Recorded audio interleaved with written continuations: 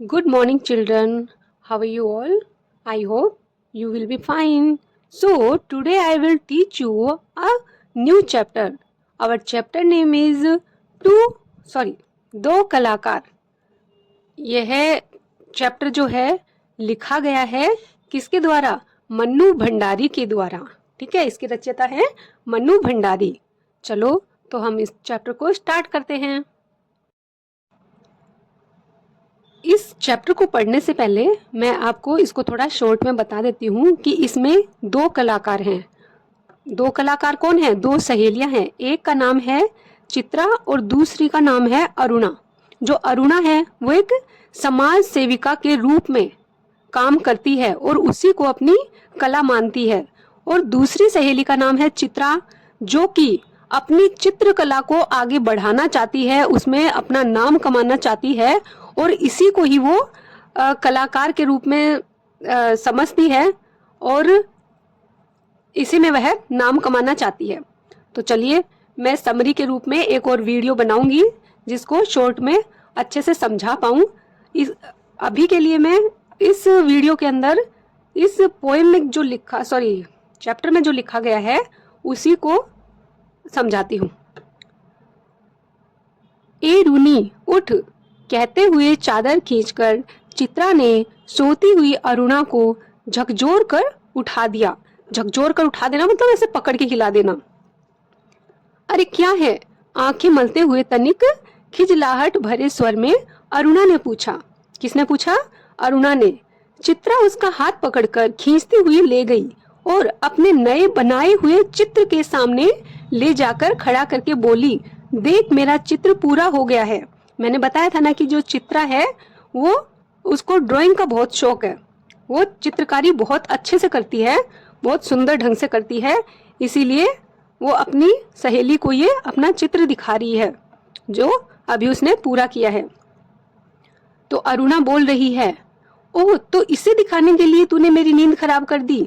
चित्रा कहती है, अरे जरा इस चित्र को तो देख, न पा गई पहला इनाम तो नाम बदल देना. अरुणा कहती है, चित्र को चारों ओर घुमाते हुए. जो अरुणा बोलती है वो कैसे बोलती है? चित्र को चारों तरफ से घुमाते हुए बोलती है, किधर से देखूं, यह तो बता दे. 1000 बार तुझसे कहा है कि जिसका चित्र बनाए उसका नाम लिख दिया कर, जिससे गलतफहमी ना हुआ करे, वरना तू बनाए हाथी और हम समझे उल्लू. तस्वीर पर आंखें गड़ाते हुए बोली, किसी तरह नहीं समझ पा रही हूँ कि 84 लाख योनियों में से आखिर यह किस जीव की तस्वीर है. 84 लाख योनियां क्यों बोला गया यहाँ पे? क्योंकि हमारे हिंदू धर्म में ऐसी मान्यता है कि इंसान का जन्म 84 लाख तरह के जानवरों के रूप में पैदा होकर हम इंसान के रूप में पैदा होते हैं, इस धरती पर आते हैं. इसीलिए 84 लाख योनियां बोला गया है. तो आपको चित्रा कह रही है, तो आपको यह कोई जीव नजर आ रहा है? जरा अच्छी तरह देख और समझने की कोशिश कर. अरुणा कहती है, अरे यह क्या? इसमें तो सड़क, आदमी, ट्राम, बस, मोटर, मकान सब एक दूसरे पर चढ़ रहे हैं. ट्राम होता है ट्रक जिसमें सामान और मतलब लोगों को भी बिठा के लेके जाया जा सकता है और सामान को भी लेके जाया जा सकता है. मानो सबकी खिचड़ी पकाकर रख दी हो. अरुणा यहाँ पे क्या बोल रही है? बोल रही है कि इसमें तो सड़क, आदमी, ट्राम, बस, मोटर, मकान सब एक दूसरे पर चढ़ रहे हैं, मानो सबकी खिचड़ी पकाकर रख दी हो. क्या घन चक्कर बनाया है? घन चक्कर मतलब कंफ्यूजिंग चित्र. ठीक है, ऐसा चित्र जो कंफ्यूजन से भरा हुआ है, कुछ समझ में नहीं आ रहा है. यहाँ पे अरुणा है, उस चित्र को देखकर कुछ नहीं समझ पा रही है. यह कहकर अरुणा ने चित्र को क्या किया? रख दिया. चित्रा कहती है, जरा सोचकर बता कि यह किसका प्रतीक है? प्रतीक मतलब साइन. अरुणा कहती है, तेरी बेवकूफी का आई है बड़ी प्रतीक वाली. अरुणा कहती है, अरे जनाब, यह चित्र आज की दुनिया में कंफ्यूजन का प्रतीक है, समझी? मुझे तो तेरे दिमाग के कंफ्यूजन का प्रतीक नजर आ रहा है. बिना मतलब जिंदगी खराब कर दी. और अरुणा मुंह धोने के लिए बाहर चली गई. लौटी तो देखा 3-4 बच्चे उसके कमरे के दरवाजे पर खड़े उसकी प्रतीक्षा कर रहे हैं. आते ही बोली, आ गए बच्चों, चलो मैं अभी आई। ऐसा कौन बोल रहा है? ऐसा अरुणा बोल रही है, क्योंकि वह उन बच्चों को फ्री में शिक्षा देती थी। ठीक है। चित्रा कहती है, क्या ये बंदर पाल रखे हैं तूने? फिर जरा हंसकर चित्रा बोली, एक दिन तेरी पाठशाला का चित्र बनाना होगा। लोगों को दिखाया करेंगे कि हमारी एक मित्र साहिबा थी जो बस्ती के चौकीदारों, नौकरों और चपरासियों के बच्चों को पढ़ा पढ़ा कर ही अपने को भारी पंडिताइन और समाज सेविका समझती थी। 4 बजते ही कॉलेज से सारी लड़कियां लौट आई, पर अरुणा नहीं लौटी। चित्रा चाय के लिए उसकी प्रतीक्षा कर रही थी कि दोनों बैठ के हम चाय पियेंगे। इसके लिए वो उसकी प्रतीक्षा कर रही थी चित्रा। अब अरुणा लौटी नहीं थी, इसलिए चित्रा क्या है, धीरे धीरे क्या है, बड़बड़ा रही है। पता नहीं कहाँ कहाँ भटक जाती है, बस इसके पीछे बैठे रहो। इतनी देर में ही क्या है, अरुणा का आगमन हो जाता है, अरुणा का आना हो जाता है। तो वो बोलती है, अरे क्यों बड़बड़ कर रही है, ले मैं आ गई, चल चाय बना, मिलकर ही पियेंगे।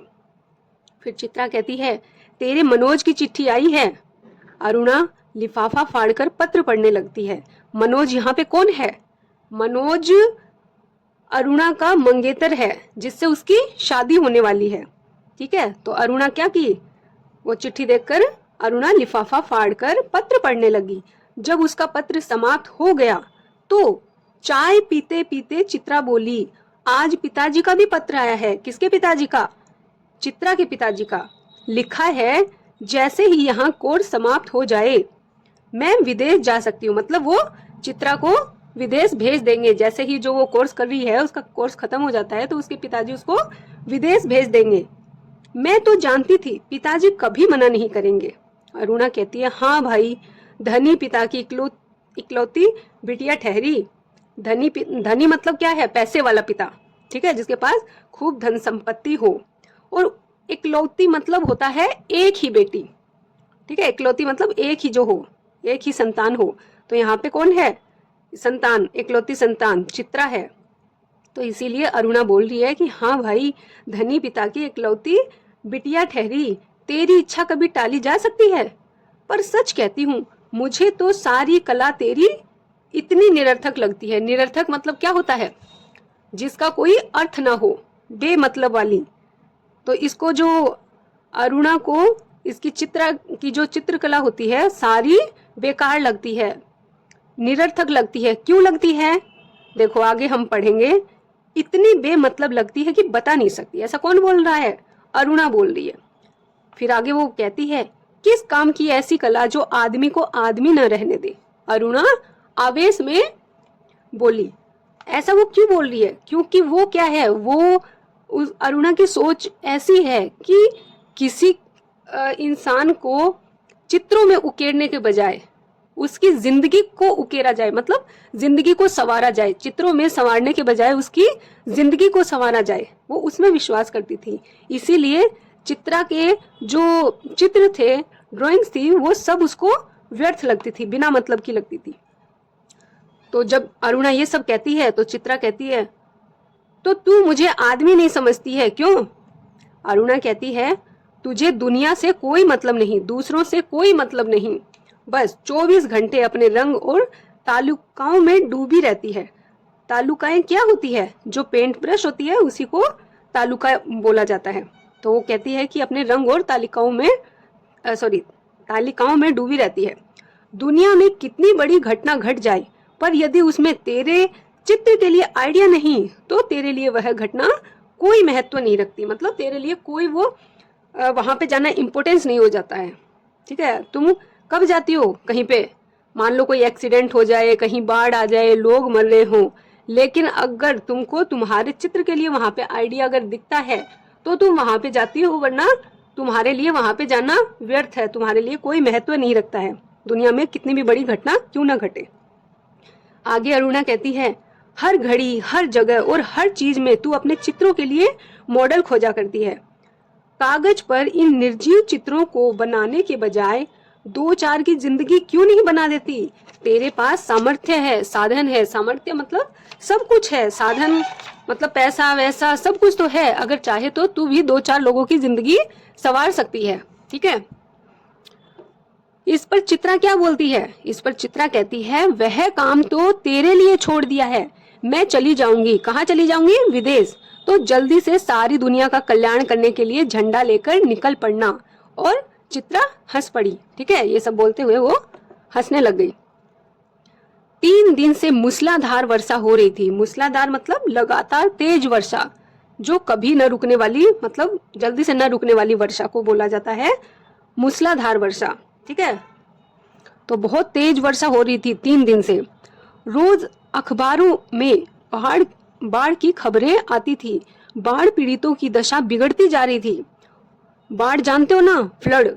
ठीक है, तो तेज बारिश होती है तो क्या होने लग जाता है?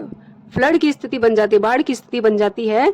सब जगह पानी पानी हो जाता है। तो अमीर लोग तो अपनी व्यवस्था कर लेते हैं, लेकिन कभी सोचा है गरीबों की स्थिति क्या होती होगी? तो वही यहाँ पे बताया गया कि बाढ़ पीड़ितों की दशा बिगड़ती जा रही थी और वर्षा थी कि थमने का नाम नहीं लेती थी। अरुणा सारा दिन चंदा इकट्ठा करने में व्यस्त रहती थी। चंदा इकट्ठा करना मतलब लोगों से एक हेल्प के रूप में, चाहे वो पैसे हो, चाहे खाना हो, चाहे कपड़े हो, कुछ भी, कुछ दवाई वगैरह हो, कुछ भी हो सकता है। ठीक है, तो वो इकट्ठा करने में व्यस्त रहती थी ताकि वो लोगों की मदद कर सके। एक दिन आखिर चित्रा ने कह दिया कि तेरे इम्तिहान सर पे आ रहे हैं। किसके इम्तिहान? अरुणा के। तो चित्रा आगे बोलती है कि कुछ पढ़ती लिखती है नहीं, सारा दिन बस भटकती रहती है। माता पिता क्या सोचेंगे कि इतना पैसा बेकार ही में पानी में बहा दिया। मतलब कि अगर पढ़ेगी लिखेगी नहीं तो पास कैसे होगी? पास होगी तो वो पैसा व्यर्थ ही जाएगा ना। तो उसी के लिए ये बेकार ही पानी में, पैसा बेकार ही पानी में बहाया, ये क्या है? एक मुहावरा है। ठीक है, अरुणा कहती है आज शाम को, मतलब वो चित्रा तो उसके भले के लिए बोल रही है, लेकिन अरुणा क्या करती है? उसको थोड़ा सा अनसुना कर देती है और अनसुना करते हुए बोलती है आज शाम को स्वयं सेवकों का एक दल जा रहा है। दल मतलब ग्रुप जा रहा है। स्वयं सेवक जो होते हैं ना, लोगों की, बाढ़ पीड़ितों की है, कुछ भी घटना हो जाती है तो एक हेल्प करने के लिए लोग जाते हैं, लोगों का एक ग्रुप जाता है, उसी को बोला जाता है। प्रिंसिपल से अनुमति ले ली है, मैं भी उनके साथ ही जा रही हूँ। चित्रा की बात को बिना सुने उसने कहा। ठीक है, मतलब चित्रा उसकी पढ़ाई के लिए फिक्र कर रही है, लेकिन अरुणा को फिक्र किसकी है? उन बाढ़ पीड़ित लोगों की है। शाम को अरुणा चली गई। 15 दिन बाद वह लौटी तो उसकी हालत काफी खस्ता हो गई थी। खस्ता हो जाना मतलब इतना थक के चूर हो जाना कि बस अब कुछ और करने की हालत में न रहना। ठीक है, बहुत ज्यादा थकान हो जाना। सूरत ऐसी निकल आई थी मानो 6 महीने से बीमार हो। चित्रा उस समय गुरुदेव के पास गई हुई थी। जब वो अरुणा लौटी 15 दिन बाद में, तो जो उसकी फ्रेंड थी, कौन थी? चित्रा। वो कहाँ पे गई हुई थी? गुरुदेव के पास में गई हुई थी। अब गुरुदेव का सिर्फ यहाँ पे इस चैप्टर में नाम आया है। कौन थे गुरुदेव? उनके कोई प्रिंसिपल को ही बोला गया है या कोई टीचर को बोला गया, कोई स्पेशल गुरु थे उनके हॉस्टल में, कुछ एक्सप्लेन नहीं किया गया है यहाँ पे। तो वो गुरुदेव के पास गई हुई थी। अरुणा नहा धोकर खा पीकर लेटने लगी। ठीक है, तभी उसकी नजर चित्रा के नए चित्रों की ओर गई। 3 चित्र बना रखे थे, तीनों बाढ़ के चित्र थे। चित्रा ने कैसे चित्र बना रखे थे? ऐसे 3 चित्र बना रखे थे जिसमें बाढ़ का नजारा हो। ठीक है, उसमें फंसे लोगों का नजारा हो। तो ऐसे चित्र बना रखे थे जो दृश्य वह अपनी आंखों से देख कर आ रही थी। कौन? अरुणा। वैसे ही दृश्य यहाँ भी अंकित थे। उसका मन जाने कैसा कैसा हो गया, क्योंकि वो तो एक वैसे ही दुखी लोगों को देखकर आई थी, फिर वो इन चित्रों में फिर उनको ही देख रही है, तो उसका मन अजीब सा हो गया था। शाम को चित्रा लौटी तो अरुणा को देखकर बड़ी प्रसन्न हुई। अरुणा कहती है, क्यों चित्रा, तेरा जाने का तय हो गया? चित्रा कहती है, हाँ, अगले बुध को मैं घर चली जाऊंगी। बुध मतलब क्या है? बुधवार। ठीक है, वेडनेसडे। और बस 1 सप्ताह बाद हिंदुस्तान की सीमा के बाहर पहुंच जाऊंगी। उल्लास उसके स्वर में झलका पड़ा था। उल्लास मतलब खुशी। जब वो ये सब बोल रही थी तो उसके चेहरे पर एक अलग ही रौनक आ गई थी, एक अलग ही खुशी आ गई थी। अरुणा कहती है, सच कह रही हूँ, तू चली जाएगी चित्रा। 6 साल से साथ रहते रहते यह बात तो मैं भूल ही गई कि कभी अलग भी होना पड़ेगा। तू चली जाएगी तो मैं कैसे रहूंगी? उदासी भरे स्वर में अरुणा ने पूछा। लगा जैसे स्वयं से ही पूछ रही हो। कितना स्नेह था दोनों में। सारा हॉस्टल उनकी मित्रता को ईर्ष्या की दृष्टि से देखता था। मतलब दोनों में ओपिनियन अलग अलग था, ठीक है, चित्रकारी को लेकर, कलाकारी को लेकर, लेकिन फिर भी दोनों में इतनी गहरी दोस्ती थी कि सारे हॉस्टल के लोग उनकी मित्रता से ईर्ष्या करते थे, जेलस होते थे। आज चित्रा को जाना था। अरुणा सवेरे से ही उसका सारा सामान ठीक कर रही थी। एक एक करके चित्रा सबसे मिलाई। बस गुरुजी से मिलना रह गया था, सो उनका आशीर्वाद लेने चल पड़ी। 3 बज गए थे पर वह लौटी नहीं। 5 बजे की गाड़ी से वह जाने वाली थी। किसको जाना था 5 बजे वाली गाड़ी से? चित्रा को। अरुणा ने सोचा वह खुद जाकर देख आए कि आखिर बात क्या हो गई। मतलब उसको चिंता हो रही थी, भाई मेरी फ्रेंड कहाँ रह गई, उसकी तो 5 बजे की गाड़ी भी है। तभी बड़बड़ाती सी चित्रा ने प्रवेश किया। बड़ी देर हो गई ना, अरे क्या करूं, बस कुछ ऐसा हो गया कि रुकना ही पड़ा। तो 2-3 लड़कियां मिलकर बोलती है, यहाँ पे आया है कि 2-3 कंठ एक साथ बोले, तो कंठ मतलब होता है गला। तो 2-3 लड़कियों के मतलब 2-3 लड़कियां भी वहां पे बैठी थी, तो सब ने मिलकर एक साथ बोला, आखिर क्या हो गया ऐसा जो रुकना ही पड़ा? सुने तो 2-3 कंठ एक साथ बोले। तो वो क्या बोलती है चित्रा, गर्ग स्टोर के सामने पेड़ के नीचे अक्सर एक भिखारिन बैठी रहा करती थी ना। लौटी तो देखा कि वह मरी पड़ी है और उसके दोनों बच्चे उसके सूखे शरीर से चिपककर बुरी तरह से रो रहे हैं। जाने क्या था उस सारे दृश्य में कि मैं अपने को रोक नहीं सकी। एक रफ सा स्केच बना ही डाला। बस इसी में देर हो गई। मतलब उसको देर किसमें हो गई थी? जो उस भिखारिन की मौत हुई थी ना, मृत्यु हुई थी, उसी का वो स्केच बनाने में लग गई थी। ठीक है, उस दृश्य को अपने चित्रों में उकेरने लग गई थी। मतलब उसने एक रफ सा स्केच बनाया था उस टाइम पे। तो फिर यही स्केच जो है ना इसका, मतलब एक अच्छी तरह से बना के उसने क्या क्या अपना नाम कमाया है। फिर वो मतलब वो कितनी फेमस हो गई इस चित्र के जरिए, वही आगे इस चैप्टर में है। 4:30 बजे चित्रा हॉस्टल के फाटक पर आ गई। ठीक है, चित्रा की 5 बजे की ट्रेन थी, तो वो 4:30 बजे मतलब 4:30 को हॉस्टल के फाटक पर आ गई थी। पर तब तक अरुणा का कहीं पता नहीं। पहले चित्रा गायब थी, लेकिन अभी अरुणा गायब हो चुकी थी। बहुत सारी लड़कियां उसे स्टेशन तक छोड़ने भी आई, पर चित्रा की आंखें बराबर किसको ढूंढ रही थी? अरुणा को, क्योंकि वो उसकी बेस्ट फ्रेंड थी। 5 भी बज गए, रेल चल पड़ी, पर अरुणा न आई सो न आई। विदेश जाकर चित्रा तन मन से अपने काम में जुट गई। उसकी लगन ने उसकी कला को निखार दिया। मतलब वो चित्रकारी का इस कलाकारी में अपना नाम कमाने के लिए वो विदेश गई थी। ठीक है, तो वो अपने काम में वहां पे जाकर व्यस्त हो गई। विदेश में उसके चित्रों की धूम मच गई। ठीक है, वो अच्छे अच्छे चित्र बनाती थी, तो विदेश में उसका काफी नाम हो गया। भिखारिन और 2 अनाथ बच्चों के उस चित्र की प्रशंसा में तो अखबारों के कॉलम भर गए। मैंने बताया था ना कि मतलब वो ड्राइंग तो बहुत अच्छी बनाती थी, लेकिन उसको ज्यादा नेम और फेम किस चीज से मिला? किस ड्राइंग से मिला? जो भिखारिन की मृत्यु हो गई थी और उससे उसके जो 2 बच्चे थे वो लिपट कर रो रहे थे। तो उसने उस टाइम पे तो रफ स्केच बनाया था, लेकिन उसने बाद में उसको बहुत अच्छे तरीके से उसमें मतलब ड्राइंग कर दी थी। उसकी ड्राइंग बनाई थी, तो उसके कारण खूब फेमस हो गई थी। अब वो इतनी फेमस हो गई थी कि शोहरत के ऊंचे कगार पर बैठे चित्रा जैसे अपना पिछला सब कुछ भूल गई। ठीक है, शोहरत मतलब नेम फेम, मैंने बताया ना, इतना नेम फेम पा लिया था उस चित्र की वजह से, तो ऐसे लग रहा था जैसे वो अपना पीछे का सब कुछ भूल चुकी है। पहले वर्ष तो अरुणा से पत्र व्यवहार बड़े नियमित रूप से चला। मतलब जो उसकी फ्रेंड थी अरुणा, उससे लेटर एक्सचेंज होते थे, हालचाल पूछे जाते थे। लेकिन फिर क्या हुआ, सबकी लाइफ बिजी हो जाती है ना, वैसे ही फिर कम होते होते एकदम से बंद हो गया।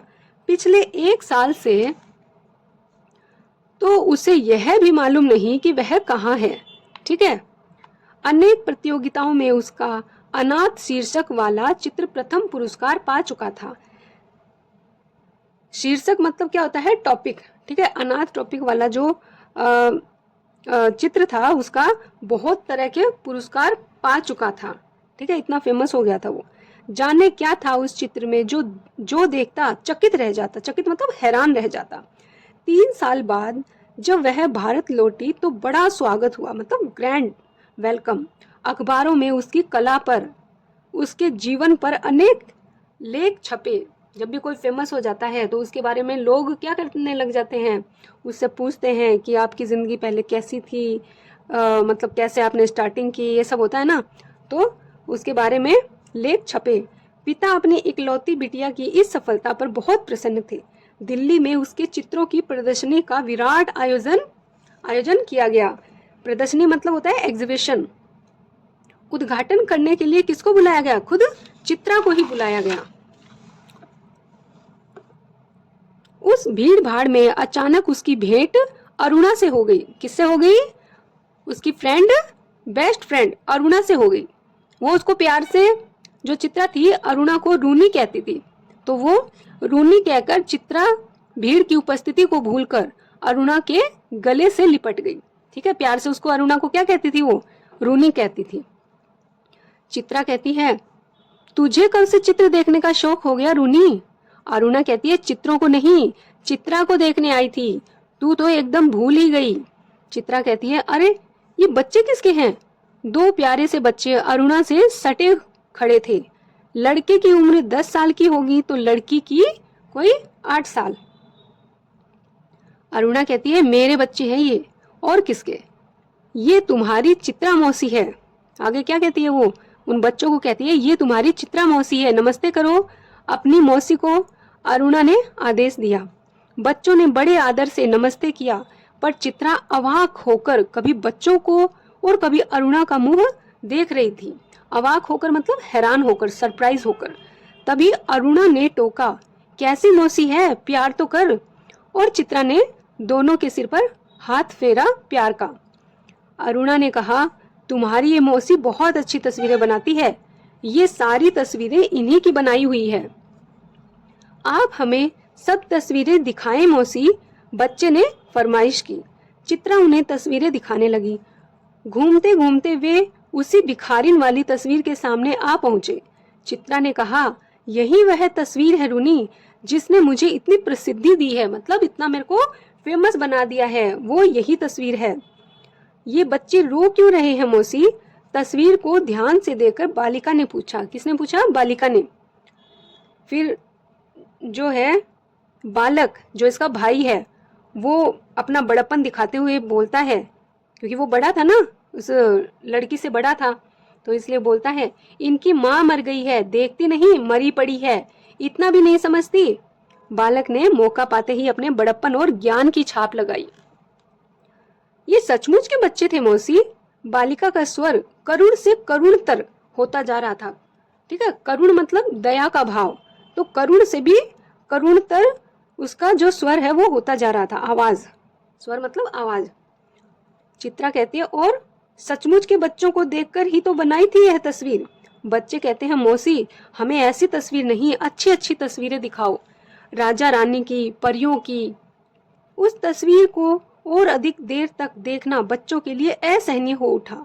तभी अरुणा के पति आ पहुंचे। अरुणा के पति कौन है? मनोज, जिसका जिक्र पहले आ चुका है। साधारण बातचीत के पश्चात अरुणा ने दोनों बच्चों को उनके हवाले करते हुए कहा, आप जरा बच्चों को प्रदर्शनी दिखाइए, मैं चित्रा को लेकर घर चलती हूँ।